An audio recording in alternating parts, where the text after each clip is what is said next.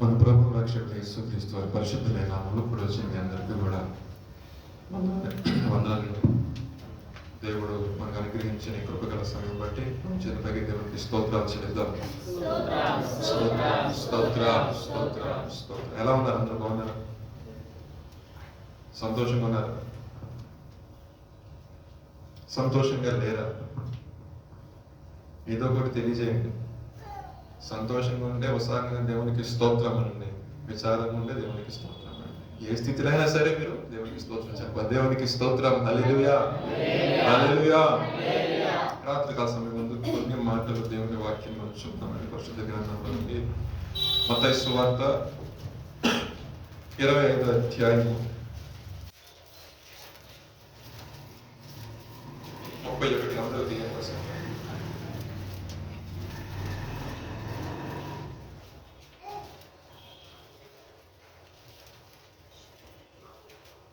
25వ అధ్యాయం మత్తయి సువార్త 25వ అధ్యాయం 31 అందరూ తీసుకొచ్చారు. ఆ వాక్యం చదవడానికి ముందు అందరం దేవుడి సన్నిధికి వస్తున్నాం, దేవుడు వాక్యం వింటున్నాం. దేవుడు మహాకృపను బట్టి చాలా మంది బాప్తిసం తీసుకున్నారు. బాప్తిసం తీసుకున్న తర్వాత దేవుడు మాకు రక్షణ కల్పించారు. సంతోషం. సో దేవుడు మా పట్ల కార్యం చేస్తారు, మా కుటుంబం రక్షించబడడం అని చెప్పుకుంటారు, దానికి కూడా సంతోషం. కానీ రక్షించబడిన వ్యక్తి ఒక నిరీక్షణ కలిగి ఎదురు చూస్తూ ఉంటారు. ఏంటి ఆ నిరీక్షణ అంటే, ఆ దేవాతి దేవుడు ఎప్పుడు వస్తాడో తెలియదు కాబట్టి సిద్ధపాటు కలిగి ఆయన రాకడ కొరకు ఎదురు చూచు వారిగా ఉండాలి. దేవునికి స్తోత్రం. హల్లెలూయా. ఆయన అన్నారు, భూమి మీద ఉన్నప్పుడు యేసుప్రభువు గారు ఆయన రాజ్యం గురించి సువార్త పరిచయం చేశారు. ఆయన రాజ్యంతో వచ్చినప్పుడు ఏ విధంగా ఉంటుందో అని పరిశుద్ధ గ్రంథంలో కొన్ని మాటలు రాయబడతాయి. ఎవరు ఆయన రాజ్యంలో చేరతారు, ఆ రాజ్యంలో అసలు ఏముంటుంది, అక్కడ ఆ రాజ్యంలో చేరాలంటే వారికి ఏమీ అర్హత ఉండదు అనే కొన్ని మాటలు మనం చూద్దామండి రాత్రి కాస్త.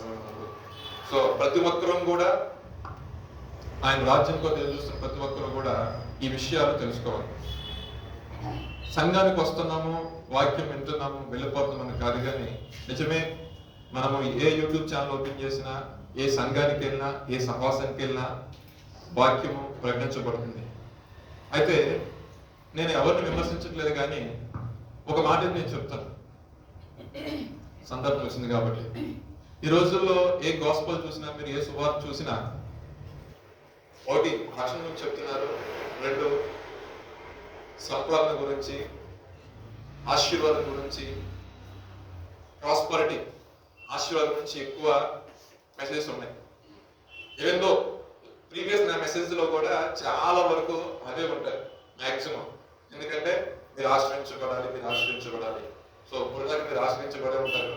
కాకపోతే కొంచెం డైరెక్షన్ మారుస్తున్నాం. ఏంటంటే దేవుని యొక్క రాజ్యం కొరకు సిద్ధపాటు కలిగి ఉన్నాయి. ఎందుకు ఈ మాట నేను తీసుకున్నానంటే, బైబిల్ గ్రంథం మనము మత్తయి సువార్త చదువుకుంటూ వస్తున్నప్పుడు 3వ అధ్యాయంలో బాప్తిస్మం ఇచ్చే యోహాను అంటారు. 3వ అధ్యాయం స్టార్టింగ్ ఈ మాట ఈ పేజ్ లాగా పెట్టుకోండి, ఈ పేజ్ లాగా పెట్టుకోండి. లేదంటే 35వ వాక్యం ఇక్కడ 34 చదవండి. 34 చదివి మనం అక్కడ బ్యాక్ వెళ్ళాలి.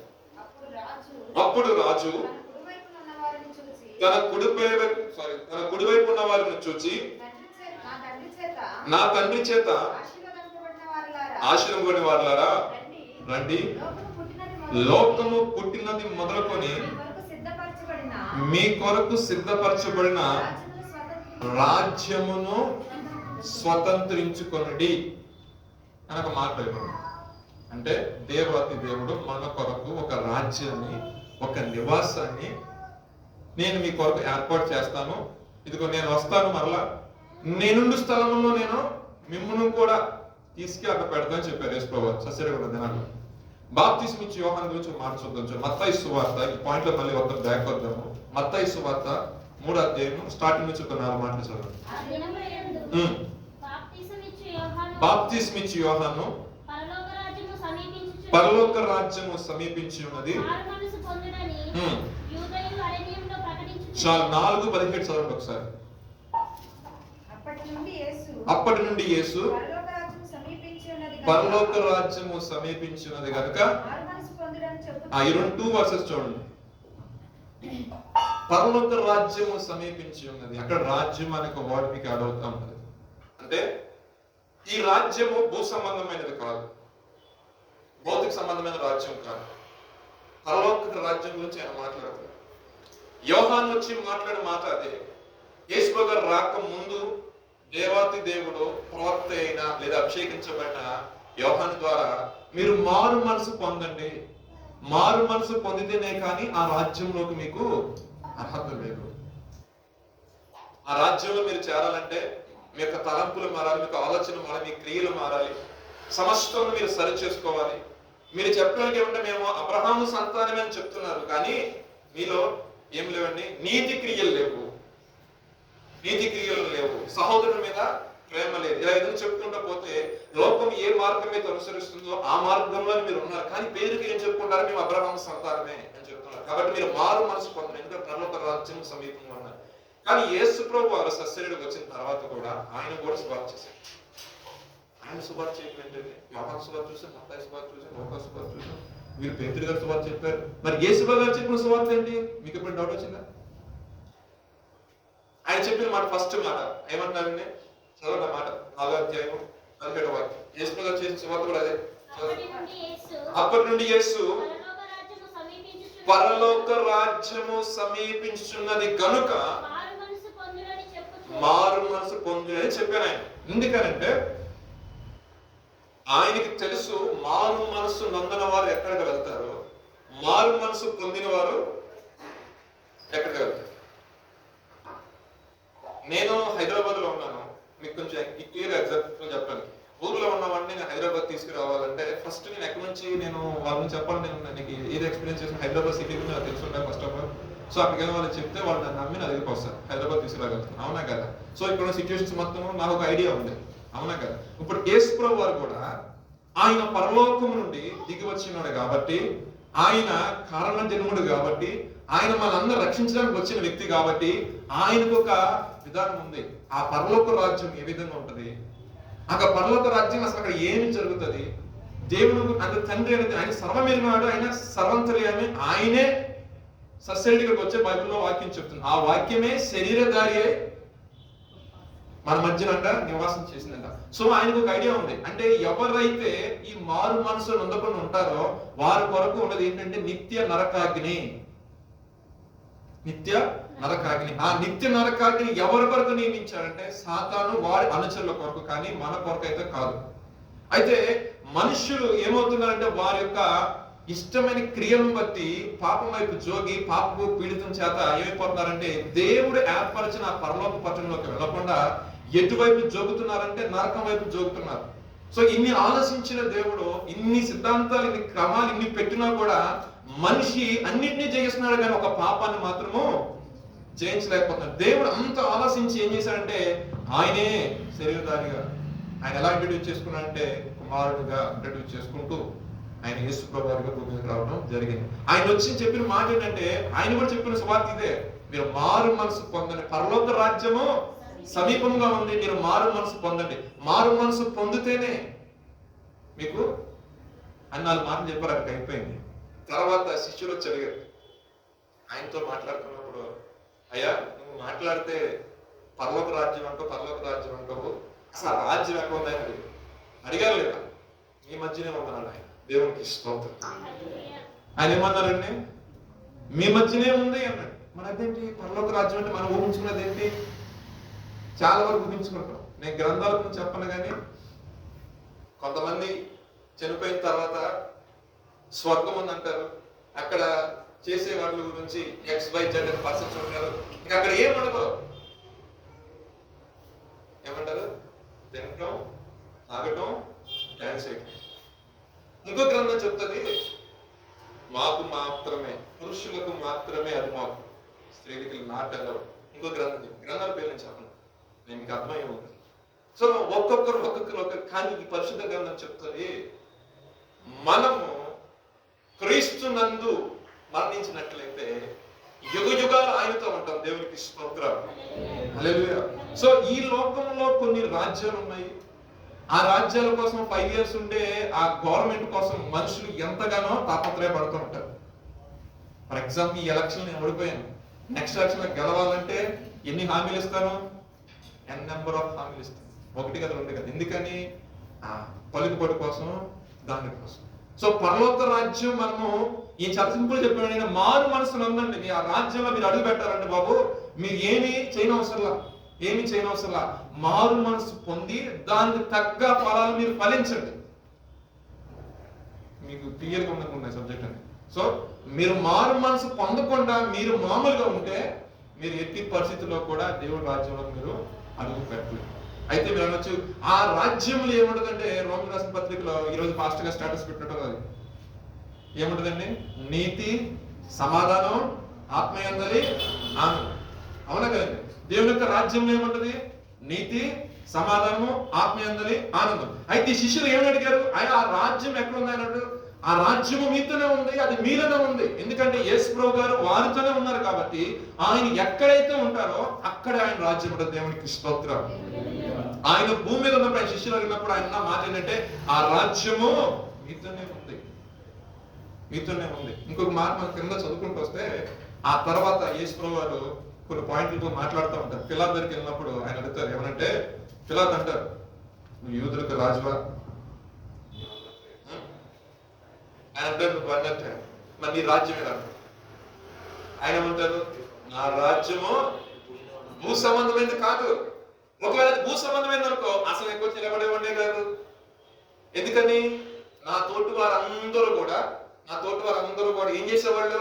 నన్ను కాపాడుకోవడం కోసం, మా నాయకుడు గొప్పడు, మా నాయకుడు ఏదంటే అది, మా నాయకుడి కోసం మేము ఏదైనా చేస్తాం, అంతకోసం పెట్రోల్ కోసం తగలేసుకుంటాం అని నిలబడే వాళ్ళకి రాయబడిన మాటలు. అంటే ఇలా పెట్రోల్ రాలేదు, కానీ నేను ఇక్కడికి వచ్చి నిలబడే పరిస్థితి వచ్చేది కాదు అని పిలాతు అంటాడు. లోపలికి వెళ్ళి యేసు గారు పిలిచి, అయ్యా అసలు నీ ఈ రాజ్యం భూ సంబంధమైనది కాదంటున్నావు, మళ్ళీ నువ్వు రాజు అంటున్నావు, అసలు నువ్వు ఎందుకు వచ్చావా అంటాడు. సత్యాన్ని స్థాపించడానికి దేవునికి స్తోత్రం.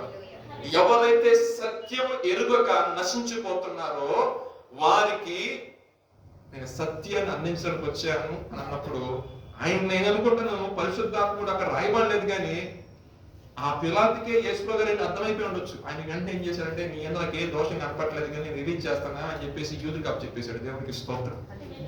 ఆయన దేనికి తెచ్చాడంటే, ఆ రాజ్య ప్రజలకి, భూ సంబంధమైన రాజ్యానికి అధిపతి ఆయన, పరలోక సర్వ సృష్టికి ఈ సమస్త రాజ్యానికి అధిపతి ఈయన. సో ఈయన నాకు ఎటువంటి దోషం కనపడలేదు. ఎందుకంటే ఆయనకి ఇప్పుడు ఒక వ్యక్తి ట్రాన్స్పరెంట్ గా మాట్లాడుతున్నప్పుడు ఈ మహిమ ఏం చేస్తారు? ఎదుటి తాకుతుంది, మహిమ ఖచ్చితంగా తాకుతుంది. అనేక మందిని స్వస్థపరిచిన దేవుడు సశరీరుడిగా ఉన్నప్పుడు, అనేక అద్భుతాలు చేసిన దేవుడు. పిలాతు నక్షత్రం గొప్ప విషయం కదా నాకు అనిపించింది. సో ఆ తర్వాత ఆయన ఏం మాట్లాడాల, ఇతను నాకు ఏ దోషం కనపడాల, ప్రత్యక్షత కలిగింది. ఆయన ఒప్పుకున్నాడు, నేనేం నాకు ఏ దోషం కనపడలేదు. సో విషయం ఏంటంటే, ఆయన యొక్క రాజ్యము భూ సంబంధమైనది కాదు, పరలోక సంబంధమైనది. ఈ పరలోక సంబంధమైన ఆ రాజ్యములో మనము చేరాలంటే ఏం చేయాలి? యోహాను 3:3లో మాట్లాడుతాడు, ఒకడు క్రొత్తగా జన్మించితేనే గాని ఆయన యొక్క క్రొత్తగా జన్మించితేనే గాని. ఇందుకు మనకి రక్షణ అనేది అవసరం. ఏ నామంలో నీకు రక్షణ కావాలి? అదొక పాయింట్. మళ్ళీ ఏ నామంలో రక్షణ తీసుకోవాలి? ఏ నామంలో? మరి ఏ నామంలో ఆ రక్షణ లేదంటే పరిశుద్ధ గ్రంథం సెలవిస్తున్న మాట. నేను బైబిల్లో మాట్లాడుతున్నాను. ఏ నామంలో రక్షణ? మరి ఈ నామంలో తప్పితే, ఈ నామము యేసు నామంలో తప్పితే అంటే మీరు అడగవచ్చు, అంటే తండ్రి కుమార్ పరిశుద్ధాత్మ కాదని కాదు. అంటే యేసు ప్రభు వారిని నువ్వు సొంత రక్షకుడిగా అంగీకరించి బాప్తిసం తీసుకుంటేనే ఆ రాజ్యంలోనికి నువ్వు అడుగు పెడతావు. సో చిన్న ఎగ్జాంపుల్, ఈ భూ సంబంధమైన ఒక రాజ్యాన్ని మనం అధికారం సంపాదించు, ఆ రాజ్యంలో మనం పార్టీలో చేరాలంటే ఎన్నో రకాల కష్టాలు పడుతూ ఉంటారు నాయకులు. ఎన్ని ఇయర్స్ ఉంటుందండి అది గట్టిగా ఉంటే? గెలిస్తే 5 years. ఈ 5 years అతను మంచి చేసి ఆ నాయకుడు కూడా మంచి చేస్తే నెక్స్ట్ 5 years లో వస్తుంది. నేను ఎంత ప్రయాసపడిన నాయకుడు కరెక్ట్ గా చేయకపోతే నెక్స్ట్ 5 years గ్యారంటీ నేను పవర్కి. సో కానీ వాళ్ళు చేసే హామీలు ఎలా ఉంటాయండి? ఎంత ఉన్నది మొత్తం కూడా ఏం చేస్తారు వాళ్ళు? అంతగా అవసరం అమ్మేస్తారు కూడా, కోట్లు అమ్మేస్తారు. భూములు, విలువైన కోట్ల రూపాయల భూమి కూడా అమ్మేసి మా పార్టీ గెలవాలి, మేము దాంట్లో ఉండాలి అనే ప్రయత్నం చేస్తాం. కానీ మనకి దేవుడు, మనం ఒక భూ సంబంధమైన విషయంలోనే లోకంలో అంత ఆలోచన చేస్తుంటే, యేసుక్రీస్తుని ఎరిగి ఉన్నాం మనము. ఆ రాజ్యం విషయంలో ఇంకంత జాగ్రత్తగా ఉండాలి. అందుకే పరిశుద్ధ గ్రంథం ఆయన ఒక మాట రాశారు, చూడండి, ఒక మాట చూపిస్తాను. ఆ మాట ఇక్కడ లోకసువార్త 18:20 అన్నమాట.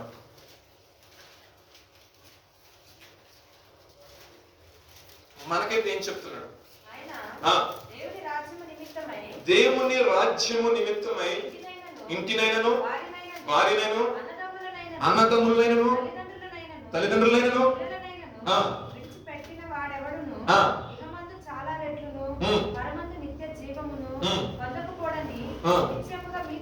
అంటే ఇక్కడ ఏంటంటే, ఆ రాజ్యంలోకి నువ్వు ప్రవేశించాలంటే ఆ రాజ్యం నిమిత్తము, మరి ఇప్పుడు చదవండి, ఇంటినైనను, భార్యనైనను, అన్నదమ్ములైనను, తల్లిదండ్రులైనను. ఆ వాక్యం ఎప్పుడు చదివారా? అసలు ఒకరోజు మీరు ఎవరో వచ్చింది ప్రశ్న చేసుకోండి. ఆ వాక్యం చదవడం మనకి ఏమనిపిస్తుంది? ప్రభు ఏంటంటే ఈ కండిషన్ పెట్టాడు, ఆ రాజ్యంలో అడుగు పెట్టాలంటేనేమో ఇంట్లో ఏమంటున్నాడు, తల్లిదండ్రులు ఏమంటున్నాడు, భార్యలు ఏమంటున్నాడు, అన్నదమ్ములు ఏమంటున్నాడు. నేను చెప్తున్నా మాట అక్కడ ఉన్నాయి, అక్కడే ఉన్నాయి కదండి. విడిచిపెట్టిన వానికని రాశాడు. అంటే నిజంగా వదిలేయమంటున్నాడా? వాక్యాన్ని చాలా క్షుణ్ణంగా అర్థం చేసుకుని నిజంగా వదిలేయమంటాడు దేవుడు. అంటే మనల్ని పట్టి పెంచే బంధాలు గట్టిగా ఏమంటే ఇవే. ఈ లోకంలో మనిషి జనం ఎక్కిన తర్వాత ఒక మనిషిని గట్టిగా పట్టి వెంబడించే బంధాలు ఏమైనాయంటే ఇవే. సో వీటిని జయించి నా రాజ్యాన్ని వెతుకు, దేవునికి స్తోత్రం. అంటే వీటన్నిటికంటే ఎక్కువగా నన్ను వెతికినప్పుడు ఆ రాజ్యాన్ని, అంటే ఆ సత్యం తెలుసుకుంటాము. ఆ సత్యం నీకేం చేస్తుందంటే ఆ మార్గం చూపిస్తుంది. ఆ మార్గంలో నాటికి చేరుకుంటావు. దేవునికి స్తోత్రం. మళ్ళీ ఆ పై అధ్యాయంలో చూసినట్టు 18 ఒకసారి ఒక అధికారి ఆయన దగ్గరికి వచ్చి, సద్బోధకుడా, నిత్య జీవనకు వారసులగినట్లు అడిగాను. అవన్నీ చదువుకుంటూ వస్తే ఆయన ఏమనండి, నీకున్నదంతా అమ్మేసి పేదలకు ఇచ్చేసి నన్ను వెంబడించాను. సింపుల్ గా ఆయన కొన్ని చెప్పాడు, నువ్వు హత్య చేయొద్దు, వ్యభిచరించొద్దు, దొంగిలేవద్దు, పొరుగువారిని వాసించొద్దు. అంటే ఇవన్నీ నా చిన్నప్పటి నుంచి చేస్తున్నాయా అన్నప్పుడు చూసి అన్నాడు, ఓకే అయితే నీకు కొద్దుగా ఉంది అంటే ఏంటంటే అసలు నీ ఆత్మహత్య అమ్మేసి గమనించమని ఒకే మాట. నాలంటాడు అయితే నేను చెప్తున్నా, సిక్కిగా చెప్తున్నా, కనీసం ఏమన్నా ప్రభు అట్ట కాదు కానీ కొంచెం ఉంచుకొని కన్సెషన్ అడుగుతాను, ప్రభు మరి కొంచెం పథకాలు కావాలి గమనించమని గమనిస్తున్నాయా. ఈ ధనవంతుడు ఏం చెప్పి తెలుసా, మిక్కులు వ్యసనపడి కనీసం సెకండ్ ఒక రోగం వచ్చిన డాక్టర్ దగ్గరికి వెళ్తే, ఈ డాక్టర్ గారు చెప్తే సెకండ్ ఒపీనియన్ కోసమైనా, లేదంటే సార్ మళ్ళీ వస్తాను సార్ కొంచెం ఆలోచించండి సార్ అంటారు ఎక్కడైనా సార్ ఏదైనా చెప్తున్నారు. ఈయన ఏం చేశాడు, మిక్కిలి ధనవంతుడు మిక్కిలిగా వ్యసనపడి అసలు నుంచి వెళ్ళిపోయాడు. ప్రభు అంటారు, ధనవంతుడు దేవుని రాజ్యం ప్రవేశించుట రైట్. కానీ కింద రాసుకు వస్తాడు ఏంటంటే, మనుషులకు అది అసాధ్యమే కానీ దేవునికి సాధ్యం. ఇక్కడ ఎందుకు రాసిన మాట అంటే, ఫర్ ఎగ్జాంపుల్ నేను క్రీస్తుని తెలియక ముందు నా దరిద్ర స్థితి దారుణమైన పరిస్థితిలో పడింది. యేసుప్రభు గారిని తెలుసుకున్న తర్వాత నా వే ఆఫ్ థింకింగ్ మారింది, నా యొక్క బిహేవియర్ మారింది, నా లైఫ్ స్టైల్ మారింది. తద్వారా నేను ఏం కోల్పోతున్నానో నా జీవితం నేను తెలుసుకున్న తర్వాత, ఎంత కోల్పోయినా తెలుసుకున్నాను. మరలా రీగైన్ చేసుకోవడానికి దేవుడు నాకు అవకాశం ఇచ్చాడు. ఎంత నా ప్రవర్తన సరి చేసుకున్నాను, దేవుడు నన్ను ఆశీర్వదిస్తున్నాడు. తద్వారా నేను గొప్ప అధిక సంపన్నుడయ్యాను. ఇప్పుడు వాక్య ప్రకారంగా చూస్తే నేను దేవుడి రాజ్యం చాలా, నా ధనవంతులను దేవుడి రాజ్యం చాలా అర్థమవుతుంది చెప్పారు. ధనవంతులైన వారు దేవుడి రాజ్యం చాలా. మరి దీన్ని ఎలా అర్థం చేసుకోవాలంటే, ఆయన అన్నవాడంటే, అందుకే పత్రికల పౌలు రాసిన కోసం ఏంటంటే, ఇహమందు ధనవంతులైన మీరు దాన్ని కలిగి చేసిన దేవుణ్ణి మీరు గణపరుస్తూ, ఇది ప్రభువు నాకు కలిగిందని నువ్వు ఒప్పుకోవాలి. ఇది నా దేవుని వల్ల నాకు కలిగింది, దేవుడు నా కృప వల్ల నాకు కలిగింది అనుకున్నప్పుడు, అందుకే అన్నాడు మనుషులకు అది అసాధ్యమే కానీ దేవునికి సాధ్యం. అవునా కాదు? అన్ని క్లియర్ రాస్తున్నారు. ఎందుకంటే నీవెంత కలిగి ఉన్నా సరే నీ మనసులో ఒక ఆలోచన ఉండదు ఏంటంటే, నా ప్రాణమా తినుము తాగుము సుఖించమని అనమాట, కానీ నా ప్రాణమా దేవుడి ఇచ్చిన దాన్ని బట్టి సంతోషించు, దేవుడిని కలిగి చేసిన దాన్ని బట్టి దేవుని కృతజ్ఞతగా స్తుతి చెల్లించు. ఎవరైతే లేమిలో ఉన్నాడో, ఎవరైతే ఇబ్బందులు, ఎవరైతే కరువులో ఉన్నాడో వారికి సహాయం చేయి. అదే అధ్యాయం స్టార్టింగ్ మనం చదవని చూడండి, మత్తయి సువార్త చదువు 25వ అధ్యాయము కింద చదువుకుంటూ వస్తే కొన్ని మాటలు ఉంటాయి. నా రాజ్యము స్వతంత్రించుకోండి అన్న కాడ 35వ వాక్యం, నేను ఆకలి కొంటిని మీరు నాకు భోజనం పెట్టితిరి, దప్పికొంటిని నాకు దాహం ఇచ్చిరి, పరదేశినై ఇంటిని నన్ను చేర్చుకుంటే, దిగంబర ఇంటిని.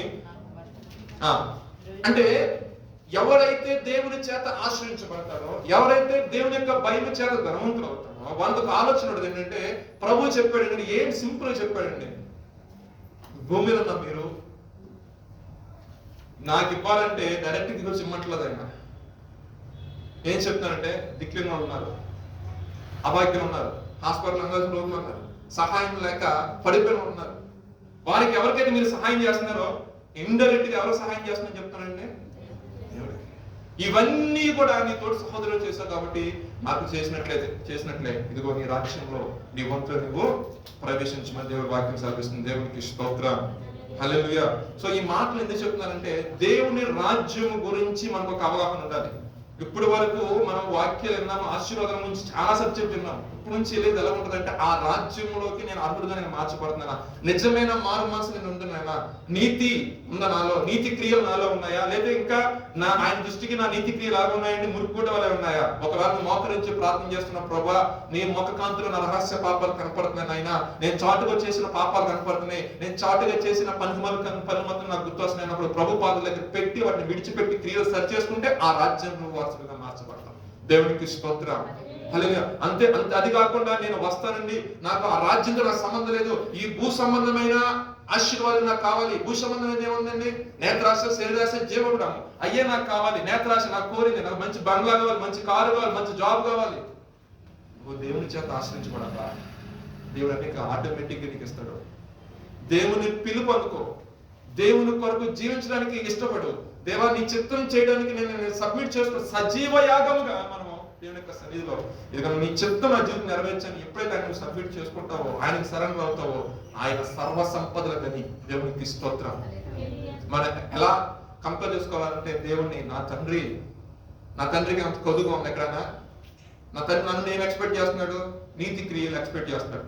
ఆయన ఏ రకంగా ఉన్నాడో, ఆయన గుణాతిశయాలను ప్రచురం చేయు రాజులను యాజక సమూహం అని చెప్పిన దేవుడు ఆయన్ని చూసినప్పుడు ఆయన ఎలా ఉన్నాడో, ఆయన ఏమై ఉన్నాడో, ఆయన ఏం ఎక్స్పెక్ట్ చేస్తున్నాడో అది మనం తెలుసుకోగలిగితే మనం ఆటోమేటిక్ గా ఆయనకి సింక్ అయ్యామనుకోండి, ఆ సిగ్నల్, ఆ కావాల్సిన పోర్షన్ బ్లెస్సింగ్స్ మొత్తం కూడా మనకి దేవుడు వెంట వెంటనే అనుగ్రహిస్తారు. చాలా మంది ఆశ్చర్యించబడిన తర్వాత వెళ్ళిపోతున్నారు. ఎందుకంటే వారి యొక్క ఆశలు ఈ లోక సంబంధంగా ఉన్నాయి, వారి ఆశలు ఈ భూమి సంబంధం ఇక్కడే ఆలోచిస్తున్నారు. కానీ అందుకే ప్రార్థించే మీరు అలా ఎత్తు ప్రార్థన చేయమంటారు. ఎందుకంటే నీ కన్నులు పైకి చూసినప్పుడు ప్రభు ఏంటంటే తెలుసుకుంటాం, నీ చేతులు పైకెత్తినప్పుడు ప్రభా నాకు నీ హెల్పింగ్ హ్యాండ్ కావాలి, నీ సహాయం నాకు కావాలి. మునిగిపోతున్న పేతురు అయ్యా నన్ను రక్షించినప్పుడు పేతుల మధ్య మొత్తం మునిగిపోయాడు, కానీ రెండు చేతులు కనపడి నా ప్రభా అన్నాడు, లేపాడు.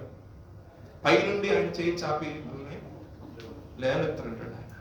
రాత్రికాల సమయం ముందు మనం ఒక్క విషయం గుర్తుపెట్టుకోవాలి, నీకు సంపద ఉండొచ్చు, ఉన్నతమైన ఉద్యోగం ఉండొచ్చు, లేదా మంచి పేరు, మంచి హోదా నీకు ఉండొచ్చు, సొసైటీలో ప్రత్యేకమైన గుర్తింపు ఉండొచ్చు, కానీ ఆయన రాజ్యంలో నీకు స్థానం లేకపోతే, ఆయన రాజ్యం గురించి ఒక ఆలోచన నీకు లేకపోతే అన్నీ ఉన్నా సున్నానే.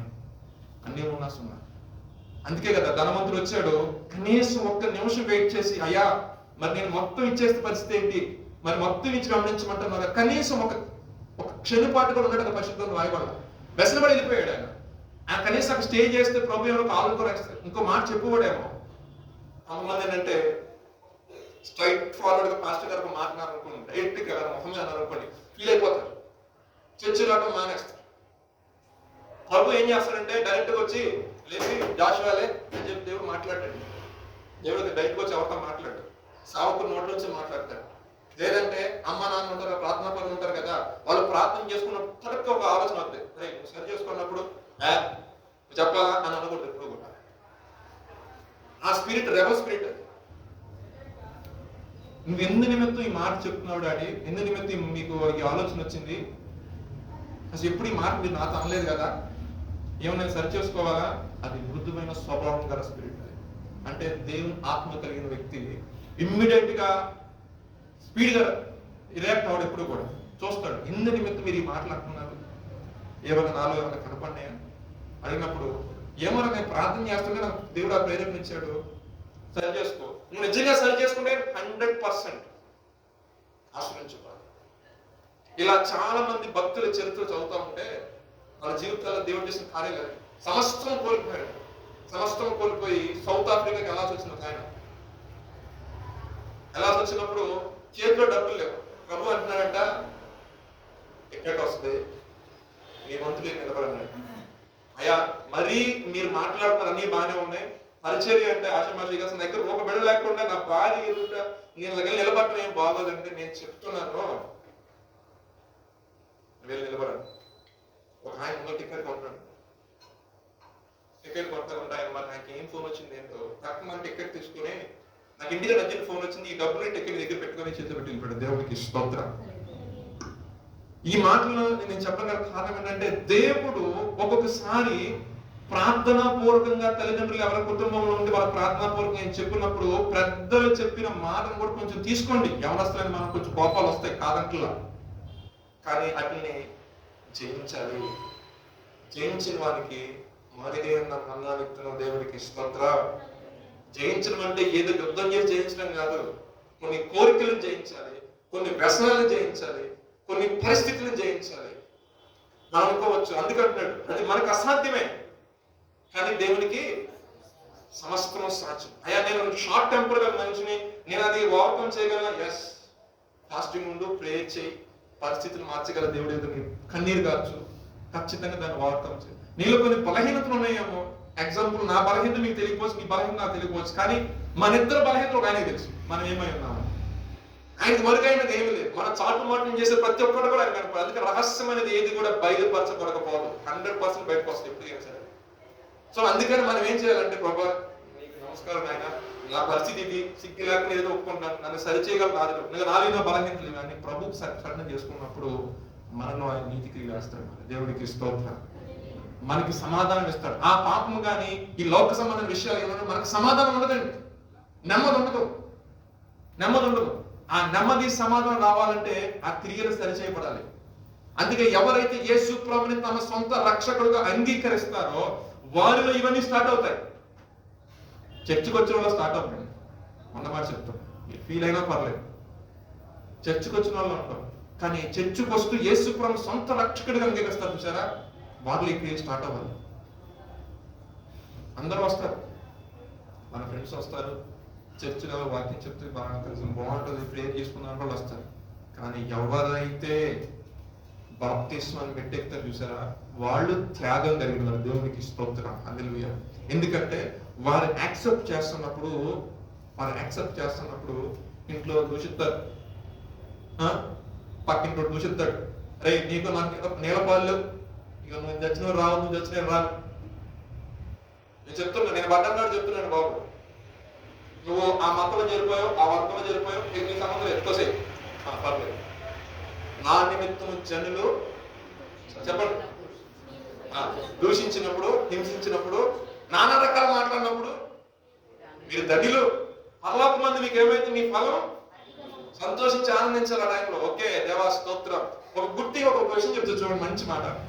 ఎప్పుడైతే ఒక కార్యం నువ్వు ప్రారంభిస్తున్నప్పుడు ఇనిషియల్ గా ఆటంకం వస్తుందంటే నువ్వు దాన్ని గమనించాల్సిన విషయం అంటే దేవుడు గొప్ప చేయకపోతున్నాడు. దేవుడికి స్తోత్రం.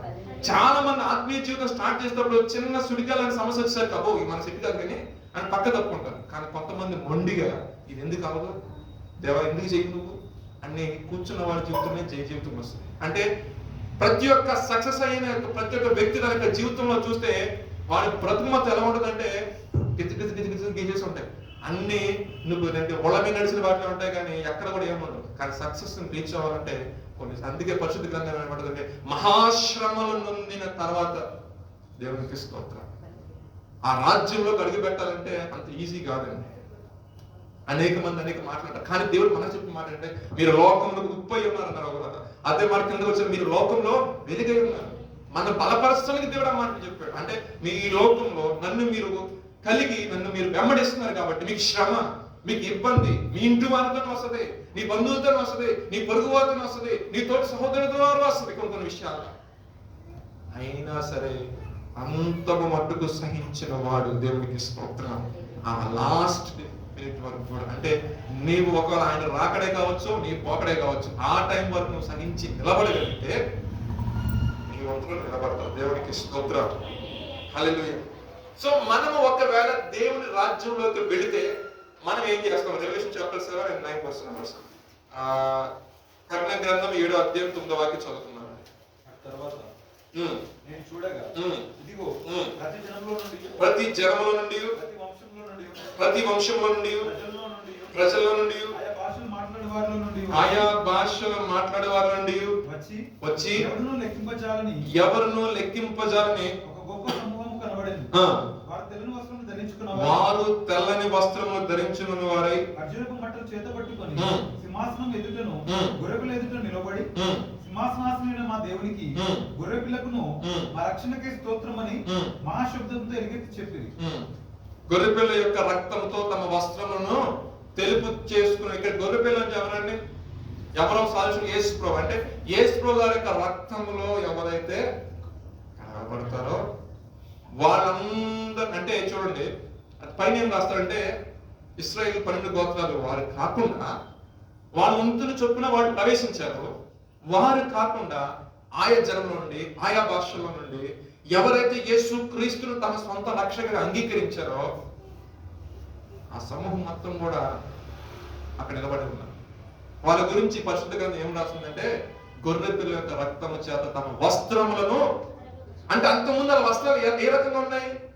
మురికి పట్టేసి ఉన్నాయి. మురికి వస్త్రం అనగా ప్రవక్తన ఆలోచన, ఇంకా మీరు దాంట్లో ఏమైనా యాడ్ చేసుకోండి, దేవునికి ఇష్టమైన క్రియ. సో తర్వాత ఏం చేశారు? తమ వస్త్రం పరిశుద్ధ గ్రంథం అంటే యేసుప్రభు గారి యొక్క రక్తము చేత వారు కడగబడిన వారి క్రియలను సరి చేసుకున్న తర్వాత వారి యొక్క వస్త్రాలు వెళ్ళిపోయాయి. వారందరూ కూడా వచ్చి అక్కడ ఆయన్ని ఆరాధన చేస్తారు. దేవునికి స్తోత్రం. అందరూ చేసే పని అండి దేవుని ఆరాధించడమే. ఎవరో ఒక మళ్ళీ అక్కడికి వెళ్ళి ఇదేముండదండి, అక్కడ నాట్యం, ఫుడ్, ఇక మా ఎక్స్ప్రెజర్లో ఏముండవు. అక్కడ ఏముంటాయంటే దేవుని ఆరాధించడం మాత్రమే ఉంటుంది. దేవునికి స్తోత్రం. హల్లెలూయా. ఇంకొక మాట చూసినట్లయితే ఎవరు ఆ రాజ్యంలో చేరతారు? సరే, ఈ గుంపు మొత్తం వచ్చింది పర్లా, మరి ఆ గుంపులో నేను ఉండాలంటే మన క్వశ్చన్ పడాలి. సో ఆ రాజ్యంలో నేను కూడా వెళ్ళాలంటే ఎవరు ఆ రాజ్యంలోకి వెళ్తారంటే రెవల్యూషన్ చాప్టర్ 21-27 చదవండి. గొర్రెపిల్ల యొక్క జీవగ్రంథమందు వ్రాయబడిన వారే దానిలో ప్రవేశించురు. ఏ గ్రంథం అంటే గొర్రెపిల్ల యొక్క జీవగ్రంథం. అంటే నమ్మి ఎవరైతే బాప్తిసం తీసుకుని ఆ రక్షణను చివరి మట్టుకు నమ్మకంగా కొనసాగిస్తాడో వారి పేరు జీవగ్రంథంలో రాయబడింది. ఆ జీవగ్రంథంలో రాయబడిన వారు మాత్రమే పరలోక రాజ్యము పొందుకుంటారు. అంటే మన స్టార్టింగ్ ఒక 34 వాక్యం చదువుకున్నాం కదా. ఏమని చదువుకున్నాం? మత్తయి సువార్తలో దేవుడు మీకు అనుగ్రహించిన రాజ్యంలో మీరు ప్రవేశించడం కదా. అంటే వీళ్ళు ఏం చేశారంటే రక్షణ పొందిన తర్వాత అనేక మార్లు అవమానించబడ్డారు, అనేక మార్లు శోధన నుండి వెళ్ళారు, అగ్ని వంటి శ్రమల గుండా వాళ్ళు వెళ్ళారు, అనేక రకాల ఇబ్బంది కలిగినా సరే ఆ రక్షణను నిర్లక్ష్యం చేయాలి. ఎక్కడో కాంప్రమైజ్ అవ్వాలి. ఫస్ట్ ఆఫ్ ఆల్ మీకు అర్థమైందా? బాప్తిజం తీసుకొని చుట్టాలి కదండి, బాగోదని చెప్పేసి అడగదండి, అంత పట్టు కొంచెం మనం కూడా అయిపోయిందండి, వాళ్ళు కాంప్రమైజ్ అయ్యి ఉంటున్నాం. మరి ప్రభు తప్పు అయిపోయిందా, దేవుడు క్షమిస్తాడా లేదా అనేది నేను దాన్ని జడ్జ్ చేయడం, నేను మనిషి మాత్రమే. సో అలా కాంప్రమైజ్ అవడం కాదండి. నేను కాంప్రమైజ్ అవ్వడం అంటే ఏదైనా సరే, అందుకే అన్నాడు తల్లినైనా చెల్లినైనా అన్నదమ్ముల రక్షణ వారికంటే, అంటే బంధు ప్రీతి కంటే కూడా నువ్వు దేవుని యందు ప్రీతి కలిగి ఉండాలి. దేవునికి స్తోత్రం. ఆయన యందు ప్రేమ ఇష్టం కలిగి ఉన్నప్పుడు మాత్రమే నువ్వు ఆయన చెప్పే క్రియలు చేయగలుగుతావు. ఆ రకంగా నువ్వు వెళ్ళగలిగితేనే ఆ రాజ్యంలో నువ్వు చేరపడు. సో యేసులో రక్తం చేత నువ్వు కడగబడితేనే, నా గొర్రెపిల్ల యొక్క జీవ గ్రంథం నీ పేరు ఉంటేనే అప్పుడు ఓ మాట నీకు గుర్తు రావాలి. అసలు అందరినీ తీసేస్తాను చంపేస్తాను అన్నప్పుడు అయ్యో అంతమంది గుర్తు మన జీవితం నా పేరు తీసేయాలి. ఎవరో మోషే కదా, అవునా కదా? అలాగే మన కొరకు నిలబడే సేవకులు ఉన్నారా? మన కొరకు నిలబడే తల్లిదండ్రులు ఉన్నారా? మన కొరకు పోరాటం చేసే స్నేహితులు ఉన్నారా? ఈ దినంలో తక్కువ కాబట్టి నీ కొరకు నాకు నిలబడే వ్యక్తి అనే వ్యక్తి కాబట్టి చేసుకోవాలి. దేవునికి స్తోత్రం. ఆయన ఏం చేస్తున్నాడు? ఆయన నీ కొరకు నిలబడి ఏం చేస్తున్నాడంటే విజ్ఞాపనం చేస్తున్నాడు. నా కుమారుడు ప్రభు రక్షణ తీసుకుని పడిపోయాడు. మళ్ళీ కాదు ఆ జయించే శక్తి నీకు దేవుడు ఏం చేస్తాడంటే అనుగ్రహిస్తాడు. అపోస్తలుడైన పౌలు గారు అంటారు, అయినా సరే పాప నియమం నాలో ఒకటి కలదన్నాడు ఆయన. మరి ఎప్పుడు ఆ పాప నియమం ఆయన నుంచి తొలగిపోయింది? ఆత్మ కుమ్మరింపు ఎప్పుడైతే ఆయనకు వచ్చిందో దేవునికి స్తోత్రం.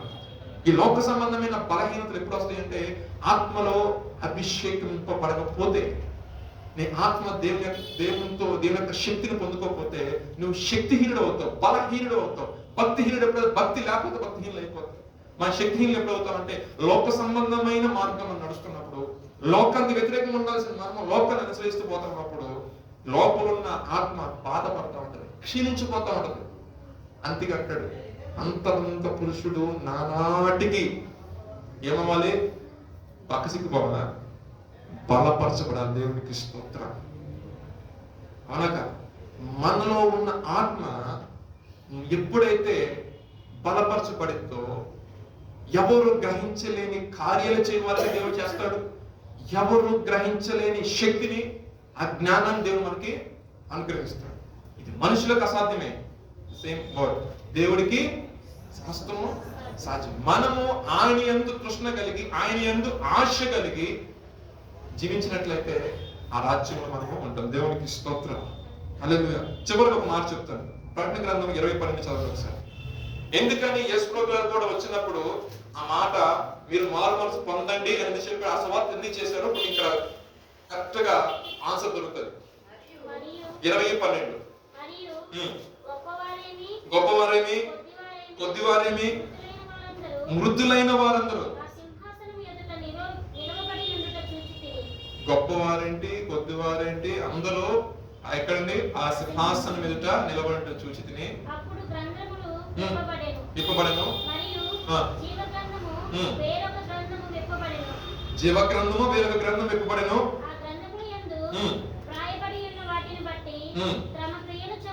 తమ క్రియల చొప్పున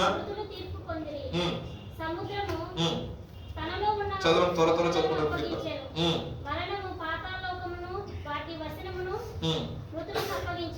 వారిలో ప్రతివాడు తన క్రియల చొప్పున తీర్పు పొందెను.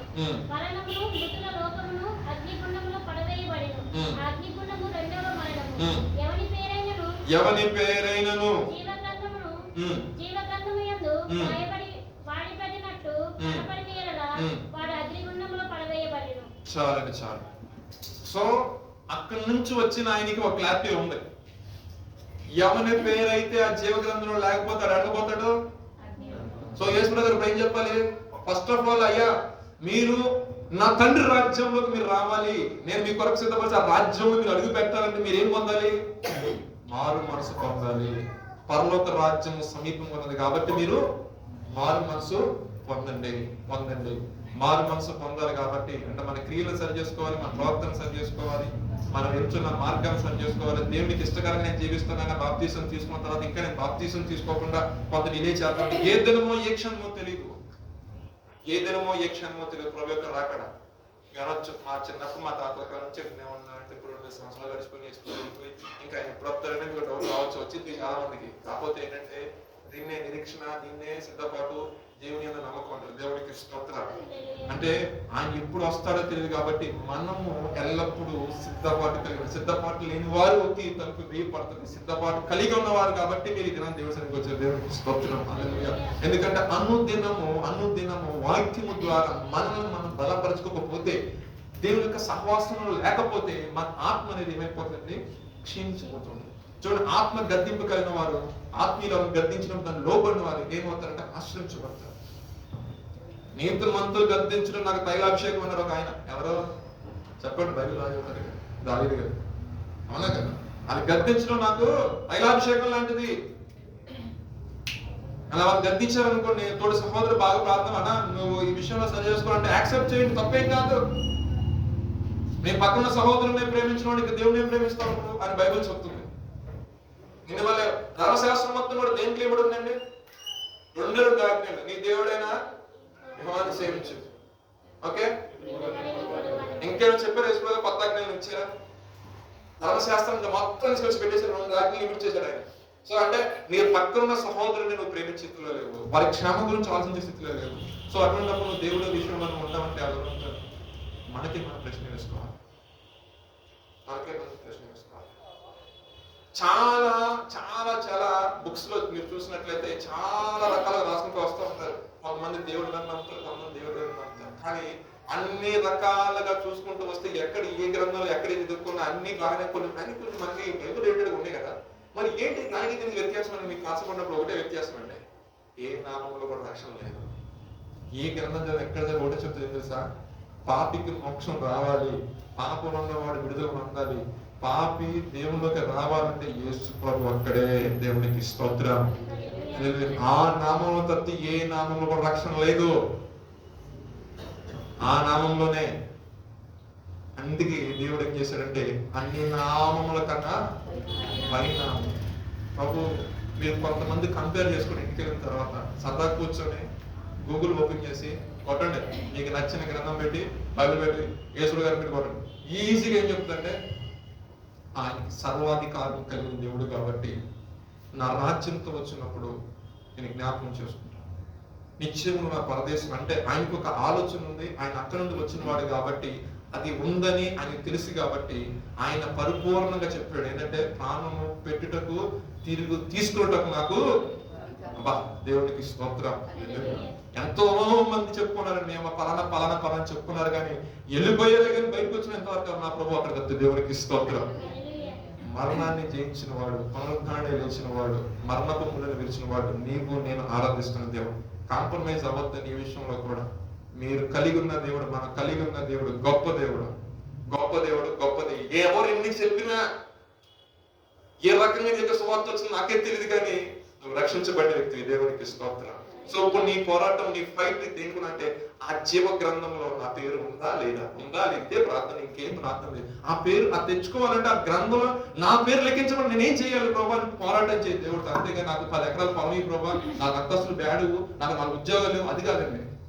మనం ఫైన్ డే జాషువా బయలుదేరంటే ఇప్పుడు ఇక్కడ బయలుదేరాలి. నేను సంపాదించుకున్న మోటా ముళ్ళు చాలే, నీకంటే ముందు గొప్ప గొప్ప చాలా సంపాదించుకున్నాను, తెచ్చుకున్నది ఏం లేదు నువ్వు కూడా రా అంటాడు అని అంటారు కదా. ఇది నా క్రియలు సక్రమంగా ఉంటాయి. ఇంకా నేను ఇంకా సంపాదన వైపు ఇంకా అలా అలా అలా ఇంకా ఆశ్రయించబడిన తర్వాత దేవుడు ఏంటి తెలిసిన, దేవుడు ఏం ఎక్స్పెక్ట్ చేస్తాడు మొత్తం పరిపూర్ణంగా తెలిసిన తర్వాత కూడా ఇంకా నేను లోకం వైపు చూస్తున్నాను అనుకో, నాన్న దౌర్భాగ్యుడు ఎవరు. It's very clear. సో దేవుణ్ణి ఎదిగిన మనం అయితే సామెతలో మాట్లాడు, అయ్యా నేను దరిద్రుని అయిపోయిన అనుకో నీ నామం కామా, నాకు ఎక్కువ ఉంది అనుకో నువ్వు ఎవరయ్యా అనే ధీమా రావచ్చు. అందుకే దేవుడు ఏం చేస్తాడంటే క్రైస్తవ దేవుడు మరి ముఖ్యంగా ఎదిగిన తర్వాత ఒక టెస్ట్ చేస్తాడు మనకి. ఆ టెస్ట్ మన ఎగరిన వర్గాలు మరలా కదా మరల ఒక టెస్ట్. అంటే ఒకేసారి 100% ఇవ్వడు, 30 గంటలుగా ఒక టెస్ట్, 40 గంటలుగా ఒక టెస్ట్, 100 గంటలు ఓకే టైం వచ్చేసి. దేవుడికి స్తోత్రం. మనం అర్థం చేసుకోవాలి వాక్యం ఏంటంటే దేవుడు మనల్ని పరిపూర్ణంగా చేసే తీసుకెళ్ళాలని కోరుకోవాలి. దేవుని ప్రయాసం పరిపూర్ణ అవ్వకుండా అంటే ఆత్మయంత్రది సంపూర్ణ సిద్ధి ఉండాలి. సంపూర్ణంగా ఆఫ్ కొంచెం దేవుడి వైపు కొంచెం లోకం వైపు ఉన్నాం అనుకోండి, నోటు నుంచి ఉమ్మి వేస్తానని చెప్పేసి ప్రకటన గ్రంథంలో రాయబడదు. అయితే వెచ్చగా ఉండలేదు, చల్లగా దుర్గచ్చ స్థితిలో ఉండొచ్చు. ఆ రకమైన భక్తి మట్టి నువ్వు చేయొచ్చు. సో ఈ రాత్రి కాసం దేవుని రాజ్యం కొరకు మనకు ఐడియా మీకు వచ్చే ఉంటుంది. ఆ రాజ్యము ఎలా ఉంది, ఆ రాజ్యంలో ప్రవేశించాలంటే మనకు కావాల్సిన క్వాలిటీస్ ఏంటి. ఒకరు కొత్తగా జన్మిస్తేనే కానీ ఆ దేవుడు రాజ్యం చూడకండి. ఆ రాజ్యంలో ఏముంటాయి, నీతి, సమాధానం, ఆత్మయందలి, ఆనందం. ఎవరు ఈ రాజ్యంలోకి వెళ్తారంటే గొర్రెపిల్ల యొక్క రక్తము చేత తమ వస్త్రములు ఉతుక్కున్న వారు ఆ రాజ్యంలో. ఎవరి పేరైతే ఆ గ్రంథంలో ఉంటుందో వాళ్ళు ఆ స్వాస్థ్యానికి, ఆ రాజ్యం అన్నాడు కదా నేను అనుగ్రహిస్తాను విశ్వాస్యం, ఆ స్వాస్థ్యానికి వారసులుగా మార్చబడతారు. ఆ ఆలోచన, ఆ యొక్క ఉన్నతమైన ప్రణాళిక దేవుడు కలిగి ఉన్న మానవులందరూ కూడా అక్కడ తీసుకెళ్ళాలి. కాబట్టి దేవుడు గొప్ప ఉద్దేశంలో తన కుమారుడు యేసుక్రీస్తు వారిని భూమి మీదకి పంపించాడు. ఆయన మనకు చూపించింది ఏంటంటే అన్ని రకాలుగా ఇదివరకు ఖర్చుతో కూడుకున్న పుణ్యం ఇప్పుడు ఉచితంగా ఇచ్చిన కృప. దేవునికి స్తోత్రం. దాని గురించి నేను వివరంగా చెప్పను, కానీ ఖర్చు లేకుండా నాలాంటి పేదవాళ్ళు మనలాంటి ఉంటారు కాబట్టి ఖర్చు లేకుండా కృప ఇచ్చేసాడు దేవుడు. కృప అంటే ఏం చెప్పకుండా వెరీ సింపుల్ గా అలాంటి రోడ్డు మీద గొడ్డు లేకుండా అడుగుతుంటాడు, ఆడికి తీసుకొచ్చేసి కార్లు దిగేసి పట్టమని అటు చుట్టూ పుట్టేసి కార్లు ఎక్కడని చెప్పి కార్లు తీసుకెళ్ళిపోవడం కృప. దేవుడికి స్తోత్రం. అనేది అది కృప అంటే వెరీ క్లియర్ గా. అంటే అర్హత లేని వాడికి అర్హునిగా మార్చాడు, అర్హునిగా మార్చాడు దేవుడు. నిజంగానే మనకి మనం అనొచ్చు యేసుప్రభువు వారు కూడా అంటే హిస్టరీలోకి వెళ్తే పాయింట్ చెప్పిన క్లోజ్ చేసి హిస్టరీలోకి వెళ్తే యేసు ప్రభు వారు కూడా వచ్చి యూతులతో మాట్లాడినప్పుడు వాక్యం వివరణ ఇదన్నప్పుడు వాళ్ళు యాక్సెప్ట్ చేయలేదండి. వాళ్ళు యాక్సెప్ట్ చేయకపోగా యూతులు ఆ ధర్మశాస్త్రాన్ని ఒక మతంగా పెట్టేసుకున్నారు. సో ఈయన బోధలు వచ్చి ఇక్కడ వచ్చేసరికి ఏమైపోతుందంటే వారి యొక్క అధికార పీఠాన్ని కదిలిస్తుంది. ఈయన ఏం చెప్పినా కూడా మనం చేసే తప్పు మీద పడుతుంది అబ్బాయి. సో మనం ఏం చేద్దామంటే ఈయనకి సపరేట్ చేసేద్దాం. అదే బాబు ఈ లేఖనాల ప్రకారం ఇలా రాయబడింది, యెషయా ప్రవక్త రాసేవాడు, నేను వచ్చాను కదా, అన్నీ ఓకే కానీ మేము నిన్ను యాక్సెప్ట్ చేయం. ఎందుకంటే నువ్వు సిస్టమ్ని సరిచేద్దాం అనుకుంటున్నావు. సో సిస్టమ్ సరైంది అనుకో ఆటోమేటిక్ గా నేను కూడా పక్కన వాళ్ళ కోసం దిగిపోవాలి. ఇప్పుడు ఏంటంటే ఏదో పెద్ద వేసుకొని ఏదో పేర్లు హడావుడి చేస్తాను. ధర్మశాస్త్రాలు అన్నీ ఉన్నాయి కదా, ఇప్పుడు ఆయన వచ్చేసరికి మొత్తం మారుస్తునేసరికి వాళ్ళు యాక్సెప్ట్ చేయాలి. మీరు ఇన్ డీటెయిల్ హిస్టరీలోకి వెళ్తే క్లియర్గా ఉంటుంది ఇన్ఫర్మేషన్. సో అప్పుడు యేసు గారు ఏం చేశారు, తన బోధన ప్రారంభించారు. సో బోధన ప్రారంభించినప్పుడు ఎందుకు ఈ ఓల్డ్ టెస్ట్మెంట్ యాడ్ చేయడం రీజన్ కూడా ఏంటంటే మన పితరులు ఏ విషయాల్లో పడిపోయారో దేవుడు ఆయన ఏ రకంగా ఒక చిన్న దెబ్బ కొట్టి మళ్ళీ సరిచేసి ఆయన కృపకి అలా పాత్రలో మార్చుకున్నాడో, ఎక్కడైతే ఏదైతే క్లీన్ అక్కడ ఫుల్ఫిల్ అవ్వలేదో యేసు గారి ద్వారా మొత్తం కూడా ఫుల్ఫిల్ అయిపోయింది. దేవునికి స్తోత్రం. ఇప్పుడు ఈ న్యూ టెస్ట్మెంట్ అనేది మనకు సరిపోతుంది. కానీ న్యూ టెస్ట్మెంట్ సంపూర్ణంగా చదివిన తర్వాత మనకు అసలు ఓల్డ్ టెస్ట్మెంట్ లో ఏం జరిగిందని న్యూ వచ్చిందని వస్తాయి. ఎవరికైనా వస్తారా? నేను వాల్యూమ్ 2 చదువుతున్నాను అనుకోండి ఫర్ ఎగ్జాంపుల్. వాల్యూమ్ 2 గురించి మొత్తం అవగాహన వచ్చింది. అసలు వాల్యూమ్ 1 ఏమన్నా క్యూరియాసిటీ ఉండిపోతుంది మనిషిలో, ఉంటుందా? ఆ వాల్యూమ్ 1 నీకు ధర్మశాస్త్రం ఏదైతే చేయలేకపోయిందో యేసు గారు దాన్ని సంపూర్ణం చేసి, అందుకే యేసు వైపు చూచుచు ఆయన మన ఎదుటి నుంచి మన పనులు ఓపిక పరిగితే ఆటోమేటిక్ సక్సెస్ అనేది దేవుడు మనకి ఇస్తాడు. దేవుడి కొద్ది మన తండ్రి క్లాస్ నుంచి దీవించును గాక. ప్రార్థన చేసుకున్నాం.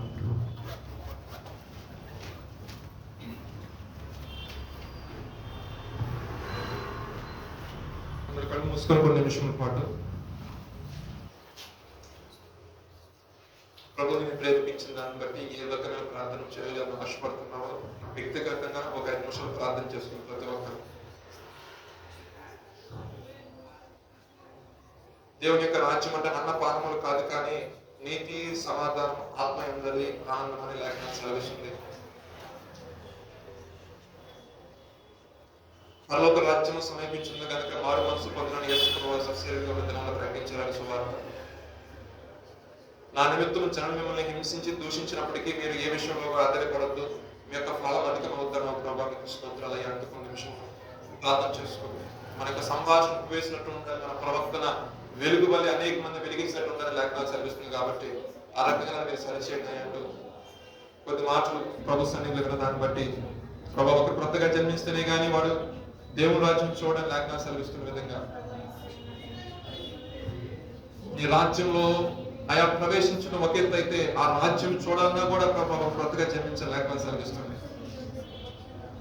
శిష్యులు ప్రభావ మిమ్మల్ని అడిగినప్పుడు ఆయన ఆ రాజ్యము మీ మధ్యనే ఉందని మీరు చెప్పినారు ప్రభా. దేవుడి యొక్క రాజ్యం ప్రత్యక్షం రాదు కానీ అది మీ మధ్యలో మీరు ఎక్కడైతే ఉన్నారో అదే ప్రభా ఆ రాజ్యం. ఆయన భూమి మీద ఉన్న శిష్యులు అన్నప్పుడు ఆ రాజ్యం మీ మధ్యలో ఉన్నాను ప్రభా. అయా నా తండ్రి, మేము ప్రభా కొత్త ఆకాశము కొత్త భూమిని మరలా మేము పొందుకున్నప్పుడు ప్రభా, అయా నా తండ్రి ఆనాడు మీరు అంటున్న ఇదిగో నూతన దేవుని యొక్క నివాసం మనుషులతో కూడా ఉందని లేఖనం రాయబడిన ప్రకటన గ్రంథంలో. ఈ భూమి యొక్క ఆయన తండ్రి సమస్తం గతించిపోయిన దినాలు రాబోతున్నాయి. అయా రాజ్యాలు మీకు రాజ్యాలు లభిస్తున్నాయి ప్రభా, యుద్ధాలు జరుగుతున్నాయి ప్రభా. అయా గ్లోబల్ గా ప్రభా నా తండ్రి ప్రభా ప్రతి ఒక్క పరిస్థితులు చాలా మార్చబడుతున్నాయి. ఇవన్నీ కూడా రాకడ సూచనగా ఉంది కాబట్టి ప్రభా ఏ దినము ఏ గడియో నాయన అయా నా తండ్రి రెండో రాకలు మీరు రాబోతుండగా ఆ రాకడికి మీ సిద్ధపాటు కలిగిన వారి వల్ల ఉన్నట్టు మీ సహాయం దయచేయండి. కొన్ని నిమిషాల పాటు ప్రార్థన చేసుకోండి. ప్రభు చెప్తున్న మాట నీ యొక్క రాజ్యము నా యొక్క రాజ్యం భూ సంబంధమైనది కాదు అని చెప్పినాడు ఆయన. ఆ పరలోక రాజ్యాన్ని ఆ రాజ్యంతో ఆయన వచ్చినప్పుడు ఆయన ఎదుర్కొన్నట్లు మహిమాత్మ పొందిన రెప్పపాటులోనే రూపాంతరం నుండి ఆయన చేరుకుని లాగిన ప్రార్థన చేసుకుని ప్రతి ఒక్కరు దేవా మీ సహాయం నాకు దయచేసి. ఆనాడు ధనవంతుడు ఆయన చెప్పాడు కొన్నది మొత్తం మీరు వెంబడించమన్నాడు, వ్యసనపడి వెళ్ళిపోయినాడు. ఒకవేళ ప్రభు నేను ఏమడుతున్నా నాకే తెలియదు రాత్రి కాల సమయం మందు నీ ఆత్మ ఏ విషయంలో నిన్ను దోషారోపణ చేస్తుందో, పాపం మీద విడిచిపెట్టమంటుందా, లోకాన్ని విడిచిపెట్టమంటుందా, ఏది విడిచిపెట్టమంటుందో దాన్ని విడిచిపెట్టడానికి ఈ రాత్రికాల సమయంలో సిద్ధపడు. ప్రభా నా క్రియలు నేను సరి చేసుకుంటానయ్యా, నా కోపాన్ని విడిచిపెడతాను నాయన, నా యొక్క అయా నా తండ్రి నా వైఖరిని మార్చుకుంటానయ్యా, నా యొక్క మాట సంభాషణని మార్చుకుంటాను, నా క్రియలు మార్చుకుంటానయ్యా, నా ప్రార్థనా జీవితాన్ని మార్చుకుంటానయ్యా, నా వాక్య ధ్యానాన్ని మార్చుకుంటానయ్యా. ఏది ఆత్మ నిన్ను ప్రేరేపిస్తుంది, ఏది మార్చుకోమని ఏది తెలియజేస్తుందో మీ ఆత్మ, దాని విషయంలో ఈ రాత్రికాల సమయం అందు ప్రభుతో ఒక ఒప్పందం చేసుకొని ప్రభా ఈ ఆట నుండి నేను సరి చేసుకుని నడుస్తున్నాను.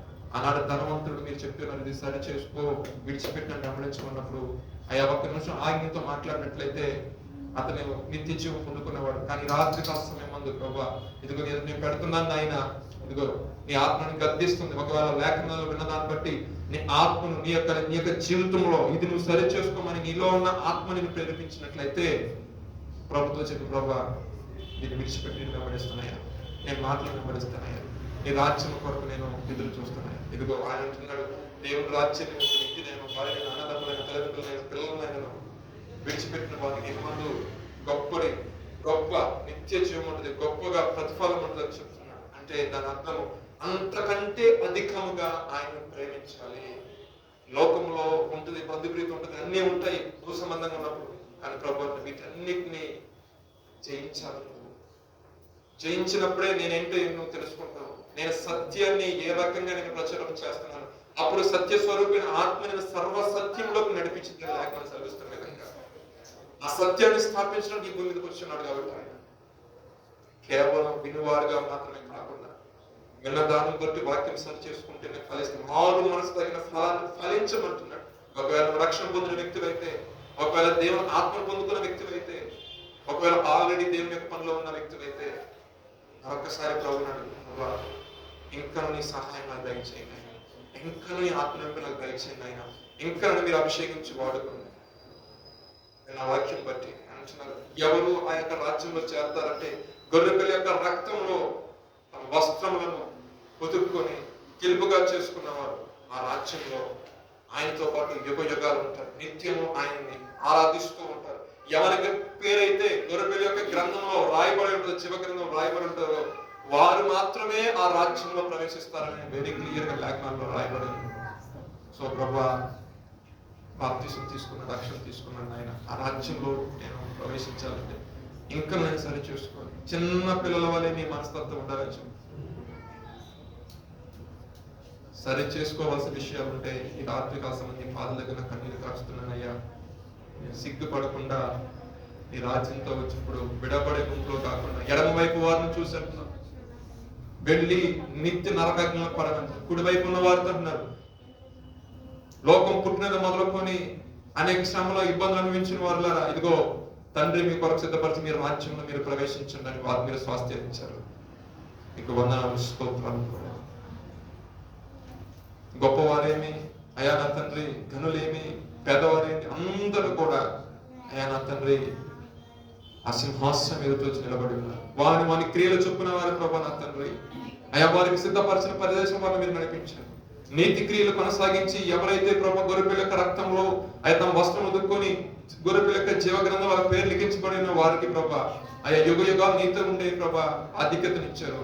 ఎవరైతే మారు మనసు నందక ప్రభా విన్నదాన్ని ప్రభా విన్నట్టు విడిచిపెట్టేసి క్రియలు సరి చేసుకోకుండా అయ్యా నా తండ్రి తమ వ్యక్తిగత జీవితంలో మార్పు తెచ్చుకోకుండా ప్రభా నామకార్థ క్రైస్తవులు జీవిస్తున్న వారికి నువ్వు అనుగ్రహించే రెండవ మరణంలోకి వాళ్ళు ప్రవేశించారు, నిత్య నరకాగ్ని వారు పడి ఉన్నారు. కానీ నీ యొక్క చిత్తము ప్రతి ఒక్క రక్షించబడాలి కాబట్టి మరి ఏ నామందు లేదు ప్రభా, నీ రక్షణ నీ నామంలో ఉంది ప్రభా నా తండ్రి. అయ్యా మీ అమూల్యమైన సహాయాన్ని ప్రభా నీ పరిశుద్ధాత్మ నడిపింపు సంఘాన్ని మీరు దయచేయండి. నీ రాజ్యం అందరి ఆసక్తి ఏదో ప్రభా ఈ భూ సంబంధమైన ఆశీర్వాదాలు, ఈ భూ సంబంధమైన ఆస్తులు కొరకు, ఈ భూ సంబంధమైన విషయాలపై ఆలోచించడం కాదు, కానీ కన్నులు వెత్తి ప్రభా పర సంబంధమైన ఆ జ్ఞానాన్ని, పరలోక సంబంధమైన జ్ఞానం ప్రభా పరిశుద్ధమైంది ప్రభా మృదువైనది ప్రేమ గలది అని ప్రభా గత వారాల్లో మీరు మాతో మీరు మాట్లాడారు ప్రభా లేఖనాలు సేవకుని బలపరిచి. అలా ప్రభావ మేము కనులెత్తి ప్రభా అయానంత ప్రకృతి సంబంధమైన జ్ఞానం వైపు కాకుండా పర సంబంధమైన జ్ఞానాన్ని ప్రభావ వేడుకుంటున్నాం ప్రభా. ఆ జ్ఞానము ప్రభా నీ ధర్మశాస్త్రం మీరు విషయాన్ని గ్రహించండి, మా కళ్ళు మీరు తెరవజేయండి ప్రభా. ఆ మనోనేత్రం వెలిగించండి, నీ రాజ్యం కొరకు మేము సిద్ధపాటు కలిగి ఉన్నట్లు అయానంత ఒక భయముతో వర్గతో మాకు అనుగ్రహించే రక్షణ మేము కొనసాగించినట్లు ఈ దినాన ప్రభా నా తండ్రి మీరు మాతో మీరు మాట్లాడినారని ప్రభా అయాన తండ్రి మీరు మాకు అనుగ్రహించిన దాన్ని బట్టి మీకు స్తోత్రాలు ప్రభా. ఎల్లప్పుడూ ప్రభా నీ రాజ్యం అనే ఒక విషయాన్ని మైచి పెట్టుకుని ప్రార్థన చేసుకున్నట్లుగా మాకు మీరు ఇచ్చిన ఈ నడిపింపును బట్టి, మీరు ఇచ్చిన ఆత్మకు మెరుపును బట్టి మీకు స్తోత్రాలు చెల్లిస్తూ మా ప్రభు మీ ప్రియకుమారుడు యేసుక్రీస్తు వారి పరిశుద్ధమైన నామములో ప్రార్థన వినుకొని మీ దగ్గరికి తీసుకొస్తున్నాము తండ్రి. ఆమేన్. ప్రభు యేసు రక్తం వేచి ప్రవేశ రక్తం వేచి యేసు నామ సంపూర్ణ చేయడం కలుగును గాక. ప్రభు